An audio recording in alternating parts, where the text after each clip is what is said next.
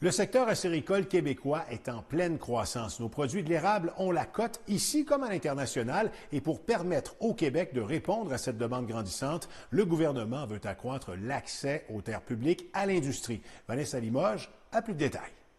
C'est une annonce qui est importante, qui est en lien avec un fleuron de notre patrimoine et de notre économie, l'acériculture.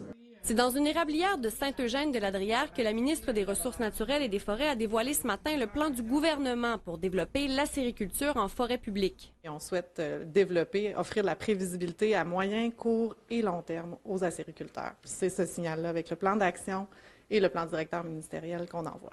La quasi-totalité de nos érablières québécoises se trouve en terre privée. À peu près 18 des superficies qui sont en terre publique. Okay. Le restant, le 82 c'est en terre privée. Mais on voit à un moment donné qu'il va y avoir une saturation au niveau des terres privées. Le plan d'action du ministère devrait donc faciliter l'accès à la forêt publique pour les nouveaux acériculteurs ou ceux qui souhaitent ajouter des entailles à leur entreprise. Il y a des régions vraiment qui ont des potentiels qui sont énormes à développer. Fait que c'est important de bien isoler, de bien identifier ces potentiels-là pour la croissance qu'on a à venir. On a une petite perte de vacuum.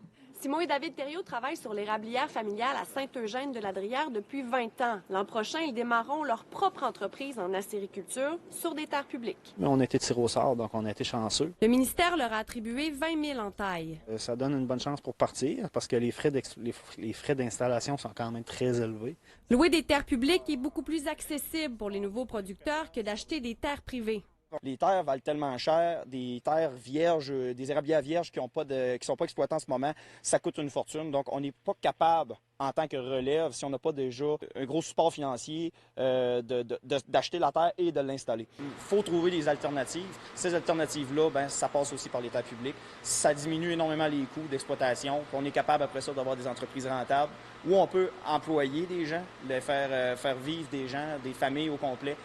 Ici au Bas-Saint-Laurent, on est probablement des régions les mieux placées pour parler de la sériculture. On a des énormes entreprises, donc on a des terres publiques à profusion.